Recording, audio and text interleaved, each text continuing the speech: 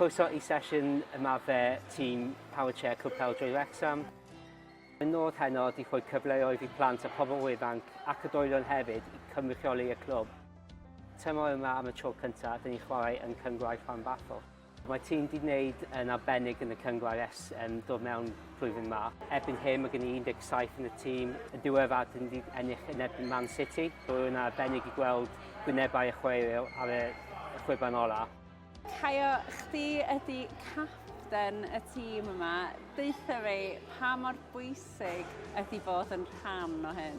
Mae'n bwysig mae'n gael ni mynd allan mwy a wneud pethau efo pobl sy'n gwybod beth da ni'n mynd drwy, so mae'n gael ni mwy o cymuned. Mae'n rili di wneud fi connectio efo mwy o pobl sy'n lyfio ffwtbol a wheelchair ffwtbol hefyd. Mae pob yn wytio amdano dy Gwener. Mae pob yn sôn amdano Gwener, a even drwy'r wsos, yr unig peth ni'n sôn amdano ydy dy Gwener. Gathon ni y gadeilau newydd yma jyst cyn dolyg. Mae wedi gwneud gwahaniaeth mawr, ac yn y gadeilau hen, oeddwn ni'n driblo a jyst symud y pêl rownd, ond yn ein ti gallu pasio fo'n fast, which ydy'r ffordd iawn i chwarae'r gêm.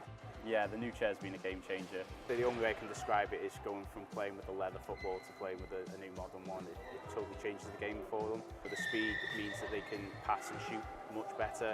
They can get positions quicker. It's a very technical game in terms of you can't have two players on the same team tackling one player in a certain radius. So being able to move out that radius quickly is really important. Otherwise, the referee's decision is always going to be you're having a 2v1 and it's a foul on the other player. Heb y foundation o'r clwb a'r support o'r clwb hefyd, fysa hyn ddim yn gallu bod yn posib. Athyn nhw'n ffeindio'r sponsor i helpu ni gael y gadeilau newydd yma. Morgan, po syniad i mi, be mae fod yn rhan o hyn yn golygu i ti?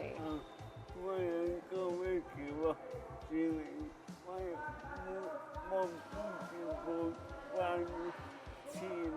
Mae'n gael fi ac yn y tîm. Mae'n gael fi i socialisio. Ti di cefnogi'r clwb ers blynyddoedd hefyd yn do? Do, cyn i fod a wain dod mewn i'n gwirionol nos bawb yn y glaw. Gel newid dau fi o bobl yn cefnogi.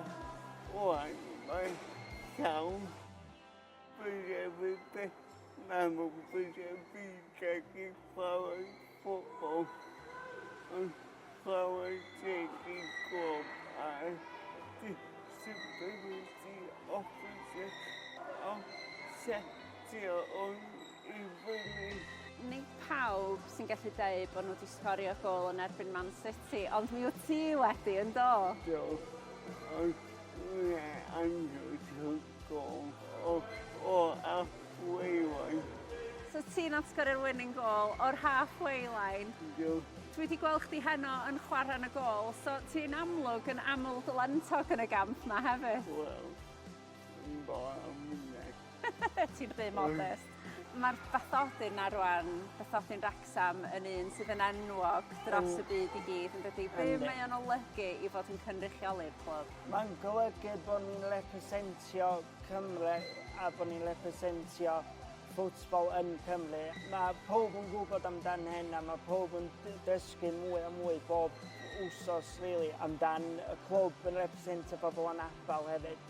So mae'n really pwysio yr envelope really, i bob dim yn rownd y byd i gyd, so mae'n really da.